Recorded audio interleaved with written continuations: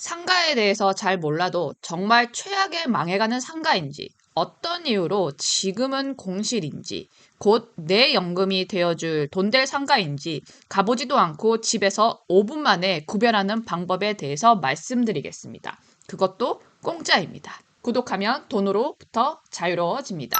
건물주가 되어 임대료를 받는 건 모두가 가지고 있는 니즈이지만 자칫 잘못 매수를 했다가 있는 돈까지 까먹는 공실 부동산을 떠안아 밑빠진 독에 물 붓기로 가는 상황이 벌어지게 되는 경우가 생각보다 많습니다. 처음에는 주거용 부동산에 관심을 가지게 되지만 주거용 부동산을 매수하고 나서는 아무래도 주택수에 대한 규제로 인해 상업용 부동산에 자연스레 관심을 가지게 됩니다. 주로 상업용 부동산의 접근 경로는 첫 번째, 지인 추천, 두 번째, 신축 분양 상가, 세 번째, 경매, 네 번째, 일반 매매, 즉 급매를 찾게 됩니다. 어떤 방법이 되든 매수를 하기 전 내가 사고 나서 공실이 되면 어떡하지라는 걱정이 앞섭니다. 그리고 실제로 그런 걱정이 현실로 가는 경우가 허다하죠. 그래서 집에서 손품으로 5분 만에 장사가 될 상가인지, 앞으로 공실이 될 상가인지, 아님 지금은 공실이지만 곧 채워질지 간단하게 판단하는 방법에 대해서 말씀드리겠습니다. 우선 가장 망하기 쉬운 지방상가를 예를 들어 말씀드려 보겠습니다. 대구 수성구 시지동이라고 하는 곳입니다. 네이버 매물에 공실상가로 나와 있습니다. 용도는 일종 근린생활시설, 사용 승인 2019년 4월 13일 비교적 신축 상가입니다. 로드뷰며 공실 상가입니다. 그런데 공실 상가는 무조건 위험하고 나쁜 것일까요? 사람들은 공실 상가를 보면 일단 두려워합니다. 그러나 공실 상가라고 해서 무조건 나쁜 것이 아닙니다. 정말로 나쁜 것은 임차인이 있는 상태로 샀는데 내가 사자마자 몇 개월 지나서 그 임차인이 나가더니 1년이 지나도 임대가 안 되는 상가가 가장 최악의 상가입니다.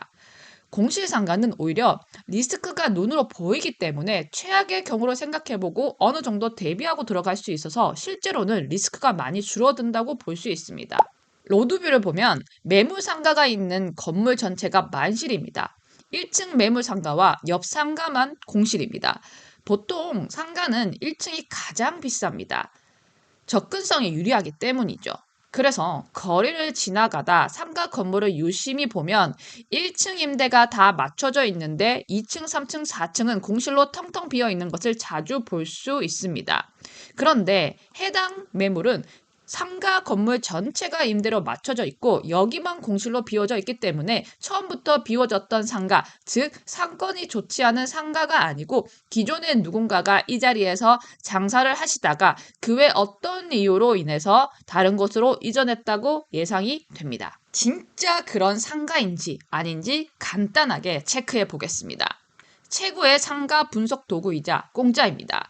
바로 네이버와 카카오 로드뷰입니다. 엄청난 기능이 있습니다. 바로 현재 사진과 몇 년 전 사진이 함께 나온다는 거죠. 2018년 4월 사진입니다. 아무것도 없습니다. 상가 건물을 지으려고 땅을 고르면서 다지고 있습니다. 2020년 8월 사진입니다.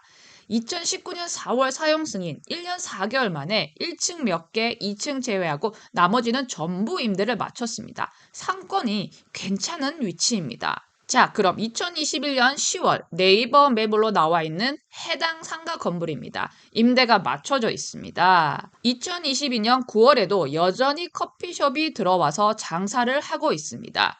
가장 최근 사진입니다. 해당 네이버 매물과 그 옆 상가를 제외 건물 모든 상가가 임대가 맞춰져 있습니다. 상가를 알아보실 때 물론 가격이 중요합니다. 매매 가격이 적당한지, 임대할 경우 보증금과 월세가 적당한지. 하지만 그보다 앞서 배달 전문 등 특수 목적이 아니라면 이것을 가장 간단하게 손품으로 확인할 수 있는 방법이 로드뷰입니다. 즉, 과거부터 현재까지 점점 공실이 없어지는 상가라면 괜찮은 상가라고 생각하시고 접근하시고, 반대로 과거에는 공실이 없었으나 현재는 계속 공실이 생기고 있다면 괜찮은 상가가 아니라고 보시면 됩니다. 괜찮은 상가라고 판단되시면 그때서야 며칠 동안 현장 조사를 나가서 수요 조사 및 동선 파악을 하고 가격적으로 매트가 있는지 판단하셔야 한다고 생각합니다.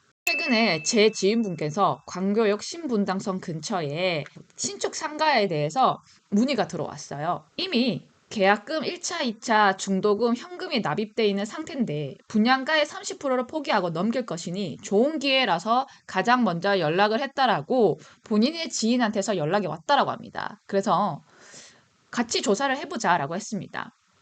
간단하게 설명을 드리면 주변 인구에 비해서 우선 상가가 너무 많고요. 아직 공실이 너무 많습니다. 아마 이 공실을 채우려면은 최소 2년에서 3년까지의 시간이 걸립니다. 그 기간 동안에 계속 공실 상태가 이어질 수도 있다라는 거죠. 그래서 포기했습니다. 이렇게 1차, 2차 계약금까지 포기를 하고 한다고 하니 혹할 수 있는데 절대 이런 상가는 하시면 안 됩니다.